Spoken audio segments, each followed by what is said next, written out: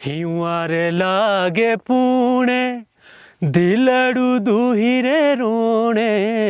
हिवारे लागे पुणे दिलड़ू दुहिरे रोणे। संगे जीना संगे मरना सुपने साउगी ढूंढे। संगे जीना संगे मरना सुपने साउगी ढूंढे। जिंदी जानी रे मेले फेरी रास्ते केले। जिंदी जानी रे मेले फेरी रास्ते केले। संगे जीना संगे मरना सुपने साउगी ढूंढे। किसी भी प्रदेश की जो आत्मा होती है, वहाँ की संस्कृति होती है, वहाँ के जो संगीत है या फिर जो वहाँ का रहन सहन है, लोक नृत्य है, लोकगीत है, और जितनी मजबूत और जितनी सशक्त वहाँ की लोक संस्कृति होती है, उतना ही समृद्ध वहाँ का समाज होता है। और हिमाचल की जब बात करते हैं हम, जैसे ही हमारे मन में हिमाचल आता है तो फिर पूरी जो लोक संस्कृति है यहाँ के सदियों से जो चली आ रही है वो एकदम से दिमाग में आ जाती है। खूबसूरती तो है ही हिमाचल की, लेकिन उससे भी बेहतरीन यहाँ की मूर्तियाँ हैं, यहाँ के जो मंदिर हैं, यहाँ की जो पहनावा है, यहाँ का जो पूरा ट्रेडिशन है, वो अपने आप आँखों में समा जाता है। और जो लोग हिमाचल से यात्रा करके, ग्रामीण क्षेत्रों की यात्रा करके वापस अपने गंतव्यों को पहुंचते हैं, वो इस बात को भली भांति समझते हैं। नमस्कार साथियों, मेरा नाम है संदीप गुसाई। देवभूमि उत्तराखंड से अब हमारा सफ़र देवभूमि हिमाचल आ गया है। हिमाचल और उत्तराखंड में बहुत समानताएं हैं और बहुत कुछ मिलता भी है दोनों पहाड़ी राज्यों में। दोनों पहाड़ी राज्यों की संस्कृतियाँ अपने आप में समृद्ध हैं और लगातार पूरे भारत और नहीं पूरे विश्व को अपनी तरफ आकर्षित करती हैं। तो इस पूरी सीरीज़ में भी हम कुछ ऐसे नायाब कहानियाँ आपके सामने लेकर आएंगे जिन्हें देखकर आपका भी ज्ञान बढ़ेगा और आपको भी लगेगा कि कितनी बेहतरीन जो स्थापत्य कला है या फिर संस्कृति है, हिमाचल ने अभी भी बचा कर रखी है।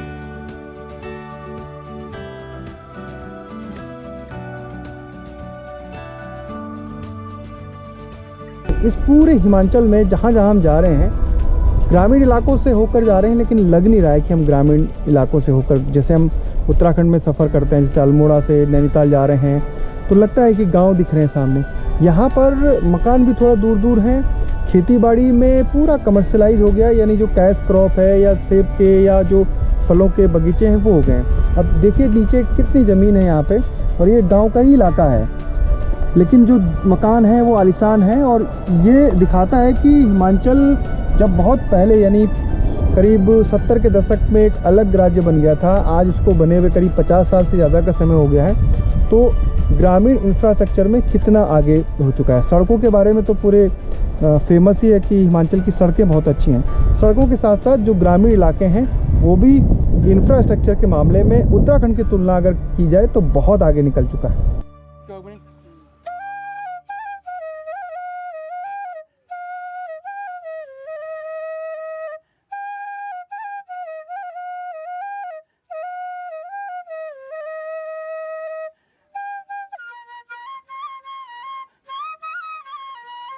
हिमाचल में आने के बहुत सारे रास्ते हैं। आप उत्तराखंड से प्रवेश कर सकते हैं, आप दिल्ली, हरियाणा, पंजाब, इन तमाम राज्यों से। लेकिन हमारा सफ़र देहरादून से पांवटा साहिब, उसके बाद फिर सिरमौर डिस्ट्रिक्ट में हम प्रवेश किया। सिरमौर और जो हमारा देहरादून का जो चक्राता है, वो आपस में उनकी संस्कृतियाँ मिली हैं, उनकी बोली, भाषा, पहनावा सब मिला हुआ है। और फिर जब ऊपर जो किन्नौर डिस्ट्रिक्ट है हिमाचल का, तो वो उत्तरकाशी का जो मोरी ब्लॉक है उससे मिलता जुलता है, तो उनकी जो शादी हैं और उनका जो संस्कृति है वो मिलती है। लेकिन हम इस समय मंडी डिस्ट्रिक्ट में हैं, और जब हमने देहरादून से सफ़र किया था तब पांवटा, सिरमौर, बिलासपुर होते हुए मंडी पहुंचे थे। मंडी बिल्कुल सेंटर पॉइंट है पूरे हिमाचल का, इसीलिए यहाँ पर जो बड़े हॉस्पिटल हैं, मेडिकल कॉलेज यहाँ पर है, IIT यहाँ पर मंडी है, तो व्यापारिक और शैक्षणिक केंद्र है ये। और शिमला में चूँकि बहुत विस्तार नहीं हो सकता था, तो व्यापारिक गतिविधियाँ भी मंडी की तरफ शिफ्ट होती गई। और यहीं से फिर जो नेशनल हाईवे है मंडी से होते हुए फिर जो मनाली एक्सप्रेस वे है, जो उसको 4 लेन अब सरकार बना रही है। आने वाले समय में बहुत ज़्यादा ट्रैफिक क्योंकि इस तरफ बढ़ रहा है। और हम इस समय हैं पंडो जो डैम है वहाँ पे। तो मंडी से करीब 30 किलोमीटर आगे, 18-20 किलोमीटर आगे हम पहुँचे हैं। एक सुंदर डैम है जो ब्यास नदी पर बना हुआ है। और ब्यास नदी की अपनी एक पूरा कैचमेंट है जो ऊपर हिमालय से निकलती हुई फिर पंजाब में प्रवेश करती है। अगर दोनों प्रदेशों की तुलना करें तो उत्तराखंड में जो अलकनंदा का प्रवाह क्षेत्र है, जिसमें बहुत सारी छोटी नदियाँ मिलती हैं और फिर वो देवप्रयाग में जो भागीरथी है उसमें मिलकर फिर आगे गंगा का रूप लेती है, वैसे ही ब्यास नदी का पूरा कैचमेंट है, इसमें बहुत ज़्यादा वाटर फ्लो है।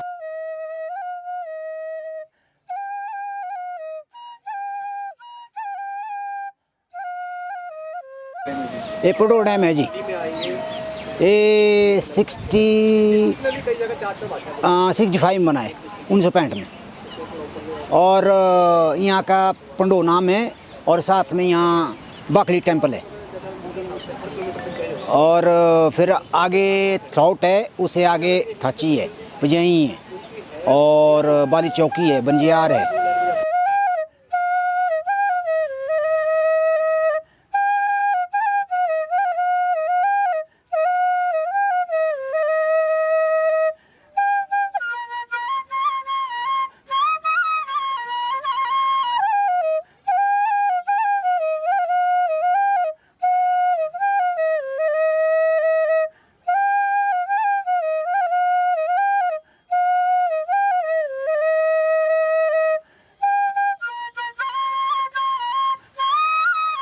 खाना शुरू है तो सर पंडो में हमारा कारोबार चलता है। इधर ही मैं टैक्सी चलाता हूँ, टैक्सी ड्राइवर हूँ, 2 टैक्सी है मेरे पास।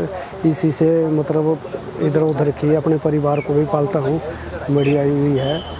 बाकी यहाँ बखली बगलामुखी माता का टेम्पल है, बहुत मशहूर है।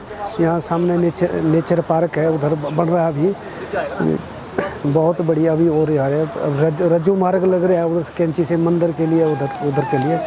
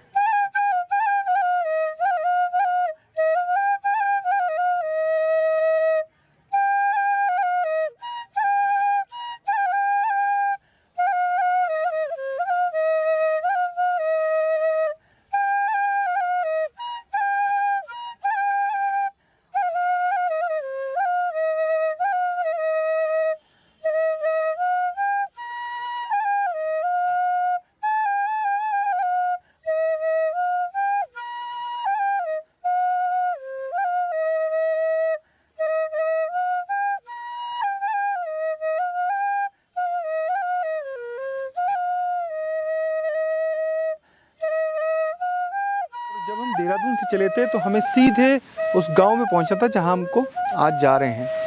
मौसम ख़राब हुआ, जहां इस गांव में पहुंचना था उन्होंने बताया कि बर्फ़बारी हो रही है तो आप यहां नहीं पहुंच पाएंगे, तो हमको मंडी में रुकना पड़ा। अभी हम मंडी से उस गांव की तरफ बढ़ रहे हैं और जैसे जैसे आगे बढ़ रहे हैं तो हाइट बढ़ती जा रही है और बर्फ़ के इलाके अब आगे शुरू हो जाएंगे। लगभग 2000 मीटर के आसपास हम होंगे। देवदार की जो जंगल हैं वो दिखने शुरू हो गए हैं, जो बगीचे हैं सेब के वो दिखने शुरू हो गए हैं और ग्रामीण झलकियाँ भी शुरू हो गई हैं। कुल मिला के इसकी अगर हम तुलना करें तो ये हर्सिल जैसा फील आ रहा है, या फिर चक्राता से आगे जब हम कोटी कनासर की तरफ बढ़ते हैं वैसी जो लैंडस्केप है वो दिख रहा है। और जो कल्चर है थोड़ा बहुत हमें जौनसार की याद यहाँ आने पर दिखाई, झलक उसकी मिल रही है।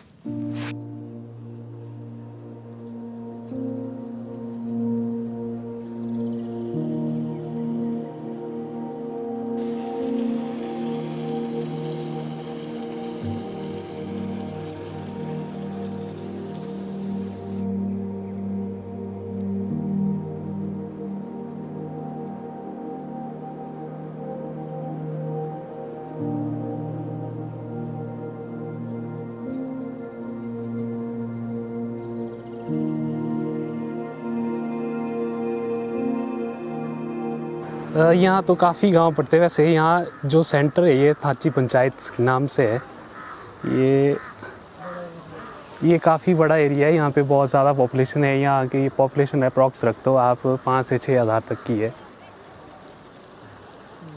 टूरिस्ट डेस्टिनेशन बन सकता है ये? खूबसूरत तो बहुत है। टूरिस्ट डेस्टिनेशन तो है यहाँ पे काफ़ी जगह घूमने के लिए, जैसे चुंजवाला ऋषि का टेम्पल हो गया, यहाँ शेट्टीनाग का हो गया, हिडिंबा माता का टेम्पल है, और भी बहुत सारे हैं यहाँ पे टेम्पल है। घूमने फिरने के लिए बहुत सारी जगह है यहाँ पे तो। और यहाँ पे हमारा प्रॉपर यहाँ पे थाची में बिट्ठू नारायण का जी का टेम्पल भी पड़ता है, काफ़ी फेमस है। उत्तराखंड और हिमाचल में जो बेसिक अंतर है वो है रोडवेज कनेक्टिविटी। हिमाचल की बात करूं तो मेन हाईवे में तो गाड़ियों की संख्या बहुत ज़्यादा है, लेकिन जो लिंक रोड है वहाँ पर भी रोडवेज की बसें हैं। अब अगर आप थाची आना चाहते हैं तो आराम से आ सकते हैं, आपको रोडवेज की बस भी मिलेगी, जो ये बस है रोडवेज, हिमाचल रोडवेज की, और आपको प्राइवेट गाड़ियाँ भी मिलेंगी। ऐसा उत्तराखंड में देखने को नहीं मिलता है, रोडवेज की बसें बहुत कम चलती हैं, और यही कारण है कि हिमाचल में जो टूरिज़्म है वो जो अनसीन या अनडिस्कवर्ड इलाके हैं वहाँ भी टूरिस्ट पहुँच जाता है। तो अगर आप दिल्ली से चलना चाहते हैं, कुल मंडी तक पहुँचे और मंडी से रोडवेज की गाड़ी में या प्राइवेट गाड़ी में बैठ के थाची पहुँच सकते हैं।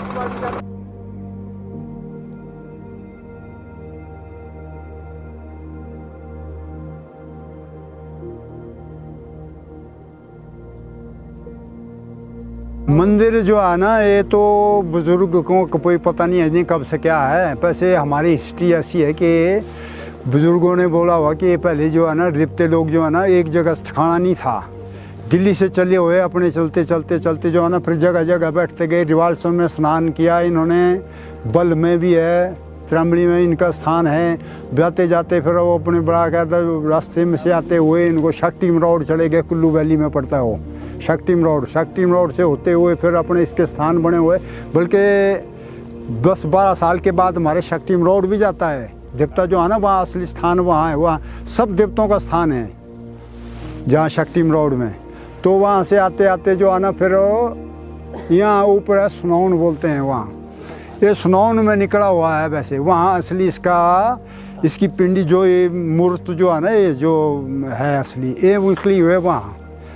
यहाँ शिगड़े में था एक बोले मोची, वो गांव के डंगरे चराता था, वो जलता जाता था सबसे डंगरे चराने के लिए यहाँ से ऊपरी सिंगाओं के सारे की।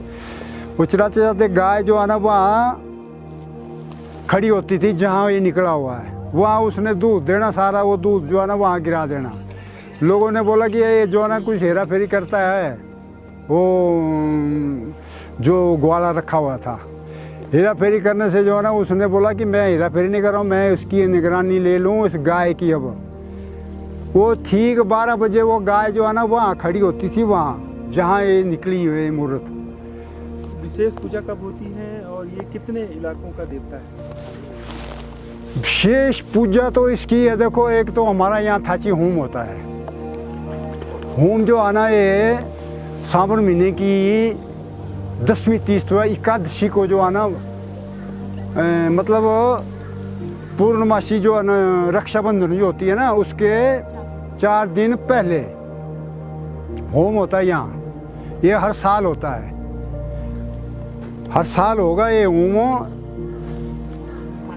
और बड़ी धूमधाम से जितने भी लोग होते हैं यहाँ कम से कम 1000 क्या 10,000 आदमी होते हैं उस वक्त। तो एक होती है अभी शिवरात्रि है, क्या नाम है, फागड़ी आ गई अभी। फागड़ी में जो है ना इसका मतलब रामायण का ही सारा कुछ है। जैसे लंका पर चढ़ाई की है, विष्णु अवतार है, इसको मानते हैं ये विष्णु अवतार, राम अवतार है। तो उसमें जो है ना फागड़ी आएगी। फागड़ी में अगर आएंगे आप लोग 14 तारीख में, 14 अप्रैल होती है ना, 14 अप्रैल को आप लोगों ने यहाँ आना। 14 अप्रैल को जो है ना इसका पूरा मतलब रामायण का ही समझो, सारा लंका पर चढ़ाई करनी है, सब कुछ वही चढ़ाई जो है ना लंका की होती सारी। यहाँ लंका के जो जितना भी मतलब हनुमान वगैरह सब कुछ जितनी भी वो सारी ये होती है ना, वो लंका की चढ़ाई होती है इसमें।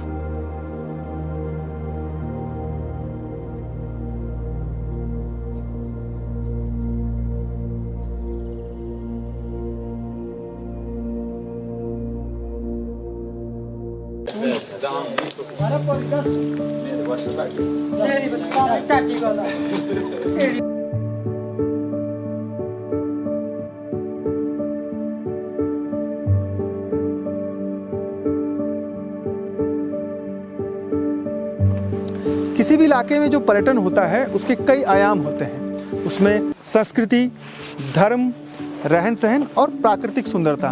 तो प्राकृतिक सुंदरता तो इस पूरे इलाके में जो है वो चारों तरफ रमणीक है। अब आते हैं हम जो संस्कृति है, संस्कृति भी यहाँ की एक यूनिक है। बिठू नारायण जो भगवान विष्णु के अवतार माने जाते हैं, उनका एक मंदिर है और ये पूरे इलाके के, इस इलाके के देवता हैं। लगभग जो 3 न्याय पंचायतें हैं और लगभग 30 से ज़्यादा गांव होंगे। अप्रैल के महीने में अगर आप यहाँ आते हैं तो इसका पूरा जो इस देवते की जो पूरी मेला होता है और जो पूरी कहानी है कि जब कुरुक्षेत्र महाभारत युद्ध हुआ, स्थानीय जो लोग हैं वो बता रहे हैं कि इस महाभारत युद्ध के बाद ये जो बिठू नारायण देवता हैं वो हिमाचल की तरफ चले और कुल्लू में उनका जो स्थान है वहाँ पर है। और इस तरह के मंदिर और भी इस इलाके में है, यहाँ पर चारों तरफ जो इस पूरी मंडी और जो कुल्लू जनपद हैं। जब आप मंदिरों की शैली देखते हैं उससे आप अंदाज़ा लगा सकते हैं कि ये मंदिर कितने पुराने हैं और आज भी इनको बनाने वाले कारीगर हैं जो इसी तरीके के मंदिर बना सकते हैं। मंदिर सर पहले जैसे लकड़ी लाते हैं जंगल से काट के और फिर रंदाई करते हैं, फिर उसके बाद क्या बोलते हैं इनको, जैसे एक लकड़ को दूसरे लकड़ में जॉइंट देना है तो उसमें कील का जॉइंट नहीं लगेगा, उसमें लकड़ी का ही जॉइंट लगेगा सर। इस तरह से मंदिर बना जाता है। अब बीच में पत्थर भी लगते हैं सर उसमें और एक काम करते हैं सर, और उसके बाद निकासी भी करते हैं सर हम, और छत भी लगाते हैं सर। छत पठाल की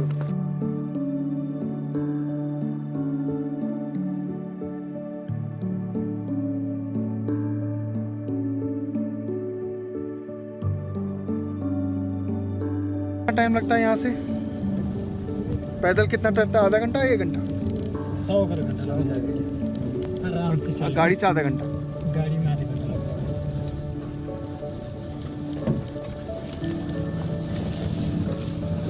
थाची से अब हम जा रहे हैं जेहरा धनोट गांव। जेहरा धनोट, जेहरा थॉट या जेहरा? जेहरा धनोट। जेहरा धनोट, मतलब सही बोला मैंने? हाँ जी, नहीं सही। अच्छा, ऐसे लगनी थी। हाँ, आपकी थोड़ी डाउन है ना।